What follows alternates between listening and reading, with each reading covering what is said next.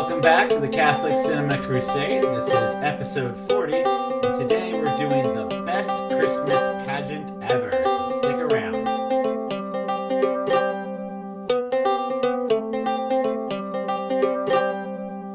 Nick, why don't you go ahead and start us off with prayer? In the name of the Father, the Son, and the Holy Spirit, amen. Dear Lord, thank you for this day. Thank you. We're entering the wintry season, a holiday season, Thanksgiving coming up, and Christmas and all of that. Please bless us as we head into today's lesson, and thank you for all the gifts, especially those we love. Amen. Amen. So, this is episode 40. We're doing the best Christmas pageant ever. Be sure to like, subscribe, leave a comment at Catholic Cinema Crusade email. And Violet, what are we watching this week? What's one thing that you watched that you thought was interesting? Well, I finally saw Bombshell, and I loved it. Yeah, it was really good. Charlize Theron's performance as Megyn Kelly was spot on, did a great job with the acting. It was interesting to get kind of an insider's worldview. I'm not a super political junkie, and when I was in college I was in the left, but I remember watching Fox News kind of in that era, the 2004 to 2008 era, so it was kind of an interesting, kind of behind the scenes look at that. That's what I liked most about the film, was just kind of getting that newsroom feel. And then of course just the acting is really strong. I thought the writing was an interesting approach. It was almost kind of like a black comedy. Like, the writing was really sharp and funny, even though they were talking about a very serious subject. What about you? Well, I was thinking back to this. We're literally in the middle of the season finale 3 of From. So, we were watching part of it, then we had to put our youngest to bed, and now we're doing the podcast, and we'll probably finish it afterwards. The last few episodes of From have not been stellar. It's a lot of talking, and now it's starting to pick up a little bit as the season closes. But we'll see. It's not as strong as season 1 and 2, I think. Just story-wise, it's kind of... I'm getting this, season 4 Lost vibe, where I'm like, oh no, they're just making things up, and it's gonna stall, and I don't know where this is going. So I hope it doesn't. Because seasons 1 and 2 were just amazing. But anyhow, so high hopes for that. And what's that other show we've been watching? What's the other show The alien one. Oh, we've been watching this Alien Encounter show with David Knapp, who's a classic UFO researcher of many decades. It's just one of those alien shows, but there's a lot of weird stuff going on. They went to South America to interview about SFOs, or underwater UFOs, basically. They talked about cow mutilation, which I didn't realize, but is kind of a big deal in Western Oregon. I guess they're... Eastern Oregon, excuse me. We live in Western Oregon, but in Eastern Oregon, cow mutilation is actually, I guess, one of the biggest hotspots in the United States. They interviewed a lot of people from Burns and Boring and Bend area, so it was nice to get an Oregon shout out. Wasn't it 40 in the last 5 years or something? And it's really creepy. And it's amazing to me, they don't have any footage of this happening, or it's there's a lot of reasons to be suspicious of it. And these are farmers, so they know the difference between, a cow that was attacked by a wolf or something else. And this is clearly, the thing that really gets me the most as far as a pattern is when these cows are mutilated, predators and scavengers will completely steer clear of them. They'll be dead and laying out for, weeks and even months, and nothing will go near it. Which is crazy that there's this big dead animal and that scavengers won't go near it.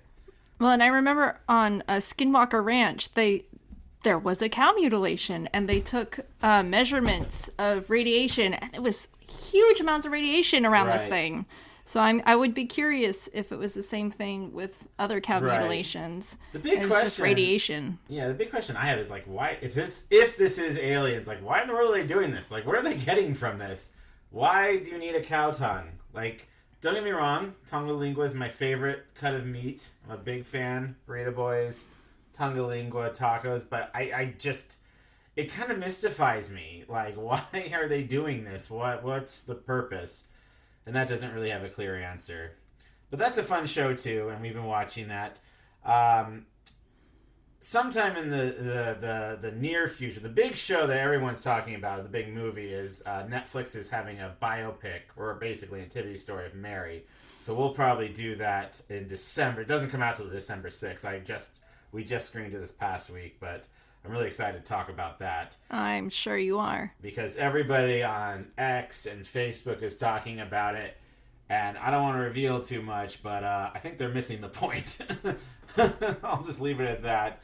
But there you go. All right. So let's start with our film this week, which is The Best Christmas Pageant Ever. It's based on a children's book from the 1970s, a chapter book, which, interesting enough, is called The Worst Christmas Pageant Ever. So that's an interesting inflection of titles. So there are a lot of stereotypes about Christmas pageants. Everybody kind of knows that, okay, it's little kids, they dress up as the shepherds and Mary and Joseph. You have a sack of flour as Jesus, or if you're lucky, a real baby. But they're meant to be kind of silly and not super serious, and kids mess up their lines, and some kid has to play like a rock or a tree. Like, there's all these sorts of things that it's not really supposed to be great. We would have like 20 shepherds just so everybody could participate. Just so everybody had one. But in this case, not only is it just kind of low key, but there's a real danger that it will be absolutely horrible. And the reason that it could be horrible is that it's basically taken over by this family called the Herdmans, which is the worst family ever. But as we'll see, in a really interesting way, by having the worst family ever participate in the Christmas pageant, it actually brings a new meaning to it. And I think overall the film did a really interesting job. And again, something that has a lot of stereotypes to it, but kind of broke the mold. So first, let's go over the plot. So the main kind of character, the protagonist, is this little kid named Beth. Okay, so she's older now. She's kind of a mom in her middle age in her own right. And she's thinking back to her childhood in the late 1970s.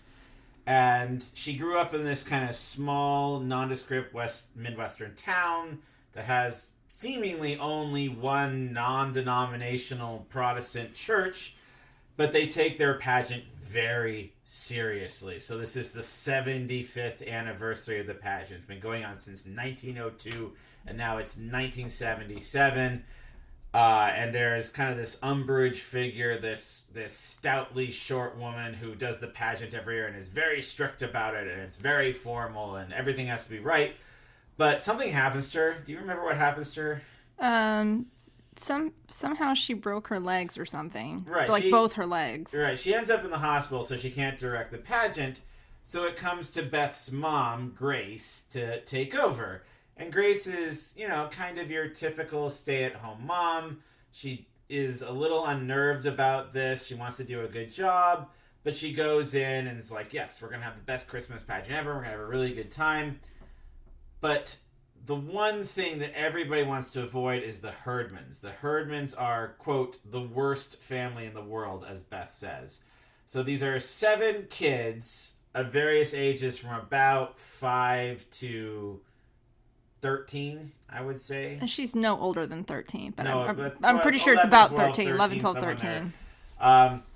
And they're just awful. Okay, they curse, they swear, they throw things at people, so they do drive-by snowball fights with people. They smoke cigars, they set things on fire. They just cause a ruckus, whether it's at school, whether it's walking down the street, whether it's church. Just the family that everybody wants to avoid. And what's interesting to me is both the adults and the kids seem to want to avoid this family at all costs. Like, the adults don't want everything to them either. Okay? And it's led by Imogen, this young kind of preteen. Again, I would say somewhere around 11 to 13 years old. She's kind of their head kid of this family. This family doesn't really seem to have parents around. We don't hear anything about the dad. We're told the mom is just always working. Every time people come to the house, it's just the kids, which is kind of weird, but, whatever. And the first meeting where Grace kind of meets with the kids at the church to assign parts for the pageant and start it, the Herdmans randomly come in, lulled by the promise of food, punch and pie, as Eric Cartman would say. And oddly enough, they volunteer to be in the pageant. And since no one else really wants to volunteer, Grace unfortunately has to allow the Herdmans to have a very active role in the pageant. And in fact, Imogen herself ends up being cast as Mary. And then the kids have other roles like the shepherds and the angels. And everybody knows that this will be a disaster. They are absolutely against this family participating. They tell Grace to kick them out. But something tells Grace, no, these kids need to be a part of this, and since they're the only ones who volunteered anyway, they need to be. And gradually, something kind of magical happens. Yes, they get into all kinds of problems and fights, but interestingly enough, Imogen seems to take her role as Mary rather seriously, and her seriousness rubs off on the rest of the family.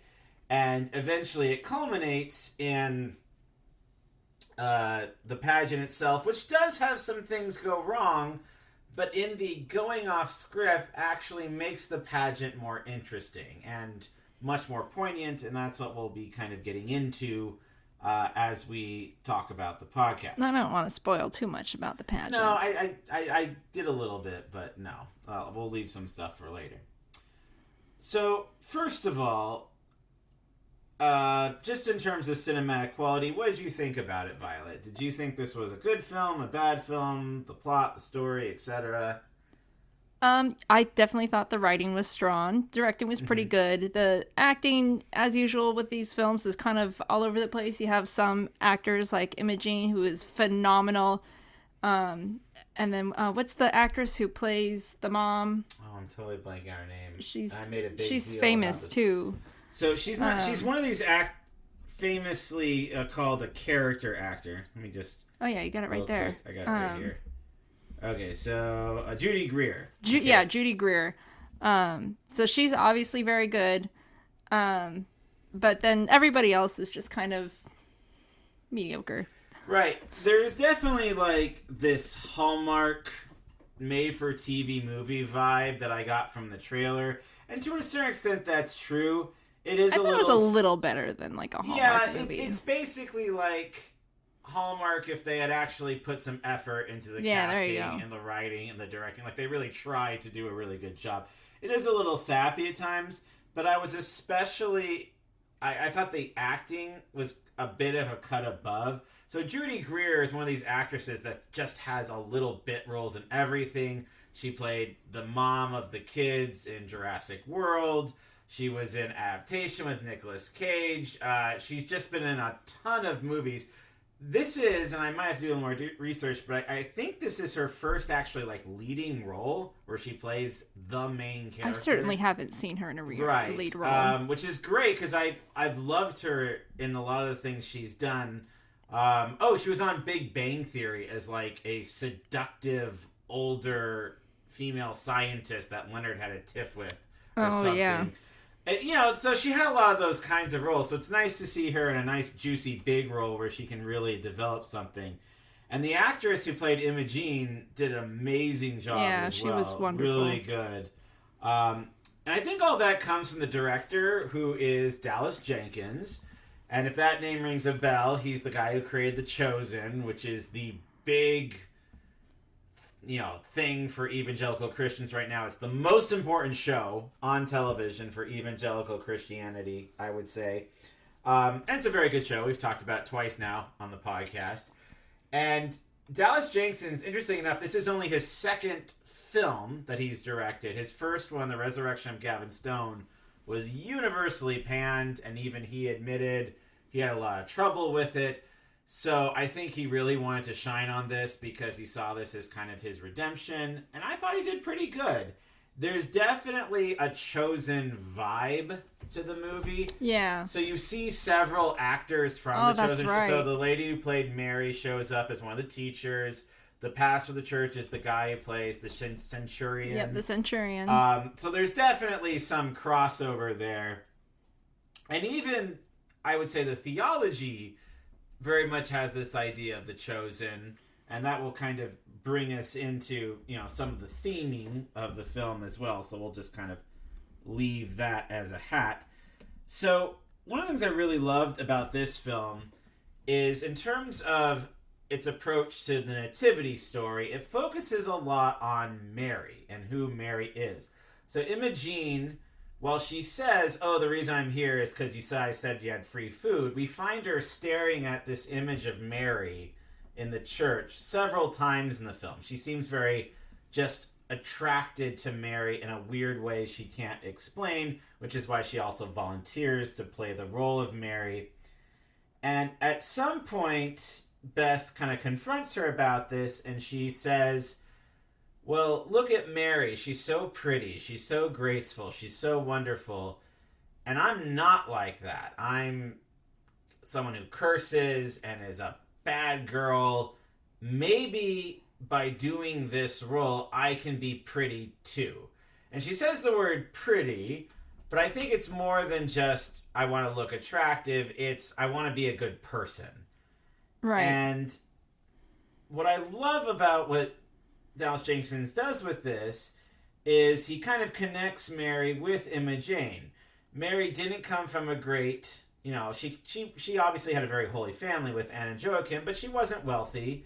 She wasn't someone of huge genius or talent or ability. She had a lot of struggle early in her life, with a pregnancy that wasn't easily explained, and then having to travel, and then, Herod's after her baby, and all of this. And there's this connection where Imogene isn't all that different from Mary, and that kind of comes out too, that in the same way Mary had her struggles but trusted in God, Imogene can have her struggles, but if she gives them over to God, then things will work out. Mary fights, Mary suffers, Mary's pain is real, just like Imogene. Again, we don't know much about her parents, but they seem very out of the picture, and so she's having to run this large, rambunctious family by herself. And I think this is an interesting trend where Protestant Christians, especially evangelical Christians, seem to be warming up more and more to Mary. There was this trend, especially I remember in my youth in the 80s and 90s, not to be dismissive of Mary, but to make it clear that Mary's role was just to kind of get Jesus started. So like the famous song, "Mary, Did You Know?"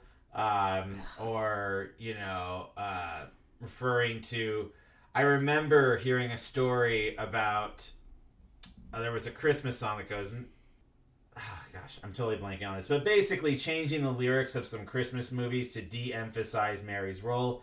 And I think that's kind of shifting. Do you see that at all, Violet? Oh, absolutely. And I have my theories, which we won't go into now, but I think you can expect in the future even more Protestants to be turning to Mary. Because, I've been to a few Protestant churches. Not only have I never seen like a picture of Jesus, I've certainly never seen a picture of Mary. So I was very struck by not only having that image, that painting of Mary holding the child Jesus, but somebody admiring the painting and admiring not just the baby in her arms, but her, the virtuous woman, the Ark of the Covenant, holding the covenant. Right. And certainly as an Eastern Rite Christian myself, the image of Mary holding the child Jesus, the icon of the Madonna child, that goes back literally to the first second icon. century. That's, according to tradition, St. Luke was the first iconographer, and he made the first icon that was ever made was of the Madonna child, and he made it on his dining room table. I thought it was Mary's table. Or Mary's table, you're right. Sorry, I got those confused. But yeah, but certainly from the very earliest times, the Madonna child is one of those classic images. It's encouraging to see that. I like that Dallas Jenkins. There's not a lot of Mary in The Chosen, but the stuff that's there, it's clear that she has a big role, and I like the maternal aspect she has to Jesus in that series. I know a lot of Catholics who don't like Mary in that series because of some doctrinal things, but we don't need to necessarily go down that rabbit hole here. But I thought this idea of the pull of Mary was very appropriate to Christmas and interesting from a largely evangelical perspective. The other thing that I really loved about what this story had to say is at some point Grace says Jesus came for the herdmans too. In other words, when people were trying to cast the herdmans out and say, no, you shouldn't let them in the play, they're going to ruin everything, they actually had good reason for this. I mean, these were kids who committed actual crimes, and of course they're worried about the church property, and they want someone to not drop the F-bomb in the middle of their nativity play. Those are legit concerns, but Grace kind of takes it from the opposite point, which is that, like, this is also an opportunity to bring the herdmans into the fold, to allow them to kind of be the in to get them integrated in the community so that they don't have this kind of poor behavior anymore, okay? It doesn't mean you accept their poor behavior, but you try to find a reason for it and then address it, because these are our community members too. And God comes to those who are the outcasts, or as Pope Francis loves to say, on the margins. And Christmas is the ultimate expression of this, because Jesus didn't come as a king, all-powerful. He came to this, couple who couldn't find room at the inn, who were traveling. He was born in a dirty feeding trough amongst animals. He was chased around by King Herod, who wanted to kill him. And I think the ultimate sign of this is, Imogene, through this process, on the one hand, she teaches the community to accept the outcast, but she also, there's this moment where right before her performance as Mary, she takes her earrings off. And the whole time she's been like, I'm never going to take my earrings off, ever, no matter what. But she submits this thing about herself to do a better portrayal of Mary. And that kind of submission to, a representation of God's law, I'm not saying having earrings is bad, is I think representative of the power of reaching out to those who need us. Why Jesus dined with sinners and tax collectors, and why he told them they will enter the kingdom before you, because they listened to him, because they reformed their lives. And no one's perfect. And the fact that this pageant doesn't go perfectly seems to resonate with people. Like that, there's one point where one of the herdman kids bursts out a line really loud and everybody's kind of taken aback, but then they all kind of laugh it off. And the pageant is much more natural. It's, not as formal and strict. It's more realistic, and people seem to really like that. So I thought of this film, certainly if you're a fan of The Chosen, this is kind of The Chosen Light. This is like The Chosen Christmas Pageant edition. And the name of the town is called Emmanuel, which, as we know, it means God with us. And by the herdmans being at this pageant and participating, they brought God to the community. They reminded the community of why we're here in the first place and what we need to do in our lives to really honor Jesus and his incarnation. And that happens all around us all the time. It's when we help our neighbor out. It's when it happens in the Eucharist, when when the bread and wine become the body and blood. It happens in prayer when we're just praying by ourselves, or especially when 2 or 3 or more are gathered. It happens in a kind word to give to someone else. Emmanuel, God with us.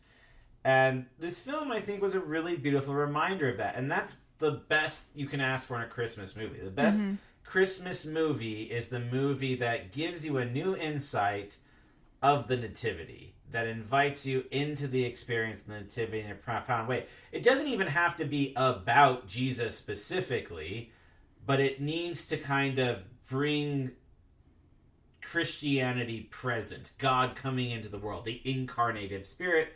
And I would definitely say, despite its flaws, that this film does that. Is there anything else you wanted to add? Yeah, I'm a big sappy Christmas movie fan. And I'll watch almost any of them, but obviously I have my favorites. I watched a really terrible one last weekend when you were gone, and man, I wish I hadn't watched it. I feel like I have to. No, I don't even want to. I can't even remember the name of it. But it was on Netflix. It was like their new thing, and I'm like, do people really live like this? This is stupid. But this movie I love. This is probably my favorite Christmas like my favorite, I want to say like secular Christmas movie because it's not a nativity story. So I would say this is my favorite secular Christmas movie in quite a while. Yeah, it's really good.